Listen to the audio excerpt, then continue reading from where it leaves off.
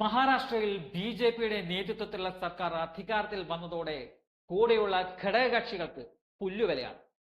എൻ.സി.പിയുടെ അജിത് പവാറിന് പക്ഷേ അതൊരു പ്രശ്നമായിരിക്കുകയില്ല. പക്ഷേ ശിവസേനയുടെ ഏകനാഥ ഷിൻഡെയെ സംബന്ധിച്ച് അതൊരു വലിയൊരു പ്രശ്നം തന്നെയാണ്. അജിത് പവാർ എൻ.ഡി.എ സഖ്യത്തിലേക്ക് വന്നത് അധികാരം മോഹിച്ചിട്ടില്ല. അജിത് പവാർ ആദർശ് ഫ്ലാറ്റ് കുംഭകോണം ഉൾപ്പെടെയുള്ള നിരവധി കേസുകളിൽ കേന്ദ്ര ഏജൻസികളുടെ മുന്നിലാണുള്ളത്. അതുകൊണ്ട് തന്നെ അജിത് പവാറിനെ നിലക്ക് നിർത്താൻ ബി.ജെ.പിക്ക് സാധിച്ചേക്കും. പക്ഷേ ഏകനാഥ ഷിൻഡെയെ സംബന്ധിച്ച് കാര്യങ്ങൾ അങ്ങനെയല്ല. അദ്ദേഹത്തിന്റെ താല്പര്യം മുഖ്യമന്ത്രി കസേര തന്നെയാണ്. ആ ഓഫറിലാണ് കഴിഞ്ഞ തവണ ശിവസേന പിളർത്തി ബി.ജെ.പിക്കൊപ്പം നിന്നുകൊണ്ട് അദ്ദേഹം മുഖ്യമന്ത്രിയായത്. എന്നാൽ ബി.ജെ.പി വിരിച്ച വലയിൽ ഷിൻഡെ കുടുങ്ങി എന്നത് ഷിൻഡെക്ക് ഇപ്പോൾ മനസ്സിലായി തുടങ്ങിയിട്ടുണ്ട്. ഇപ്പോൾ ഉദ്ധവിനൊപ്പം പഴയ ശിവസേനയിലേക്ക് വരാനുള്ള സാധ്യത മഹാരാഷ്ട്രയിൽ നിലനിൽക്കുന്നുണ്ട്. ശിവസേനയുടെ ഐക്യ സമ്മേളനത്തിലേക്ക് ഏകനാഥ് ഷിൻഡെയും ഉദ്ധവ് താക്കറെയും ഒരുമിച്ച് ഒരേ വേദിയിൽ പങ്കെടുക്കുന്നതോടെ ഈ ലയനത്തിലേക്ക് എന്നുള്ള സാധ്യതയിലേക്ക് കാര്യങ്ങൾ എത്തി നിൽക്കും. ബി.ജെ.പിയുടെ ഉറക്കം നഷ്ടപ്പെടുന്ന അവസ്ഥയിലേക്ക് കാര്യങ്ങൾ എത്തി നിൽക്കുകയാണ്. ഏകനാഥ് ഷിൻഡെയോട് പറഞ്ഞാൽ തീരാത്ത പ്രശ്നങ്ങൾ ഇല്ല എന്നുള്ള സഞ്ജയ് റാവത്തിന്റെ പ്രസ്താവന അനുനയ നീക്കങ്ങളിലേക്ക് കാര്യങ്ങൾ കൊണ്ടെത്തിച്ചിട്ടുണ്ട്.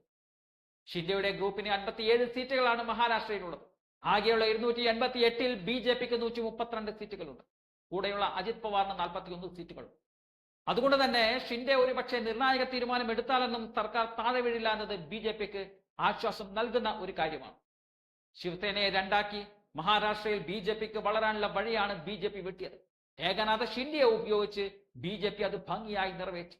എന്നാൽ ആ ചതി മനസ്സിലാക്കിയതോടെ ഇപ്പോൾ ശിവസേന ഒന്നിക്കുവാനുള്ള സാധ്യതയിലേക്ക് കാര്യങ്ങൾ എത്തി നിൽക്കുകയാണ്.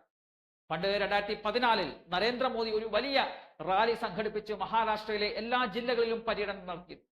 എന്നാൽ അന്ന് എൻ.ഡി.എ സഖ്യകക്ഷി ആണെങ്കിൽ പോലും ശിവസേനയുടെ തലവനായിരുന്ന ഉദ്ധവ് താക്കറെ ബി.ജെ.പിയെ പരിഹസിച്ചിരുന്നു. മഹാരാഷ്ട്രയിലെ മുഖ്യമന്ത്രിയാകാൻ വേണ്ടിയാണോ നരേന്ദ്രമോദി ഇത്തരത്തിലുള്ള റാലിയുമായി വന്നത് എന്നായിരുന്നു ഉദ്ധവിന്റെ പരിഹാസം. ആ പരിഹാസം കൊണ്ടത് മോദിയുടെ ഇടനെഞ്ചിലാണ്. അതേ തുടർന്നാണ് മിഷൻ മഹാരാഷ്ട്ര പ്ലാൻ ഉണ്ടായത്. ശിവസേനയെ പിളർത്തി ഇപ്പോൾ ബി.ജെ.പി ഭരണത്തിൽ വന്നതും മഹാരാഷ്ട്ര പോലുള്ള വലിയ സംസ്ഥാനം പിടിച്ചെടുക്കുക എന്നത് ബി.ജെ.പിയുടെ ഒരു വലിയ ലക്ഷ്യമാക്കി മാറിയതും അതുകൊണ്ടായിരുന്നു. അത് ബി.ജെ.പിക്ക് നേടിയെടുക്കാൻ സാധിച്ചു. എന്നാൽ ശിവസേന വീണ്ടും ഐക്യപ്പെടുകയാണെങ്കിൽ ബി.ജെ.പിയുടെ പ്രതീക്ഷകൾ തകരുമെന്നതിൽ യാതൊരു സംശയവുമില്ല.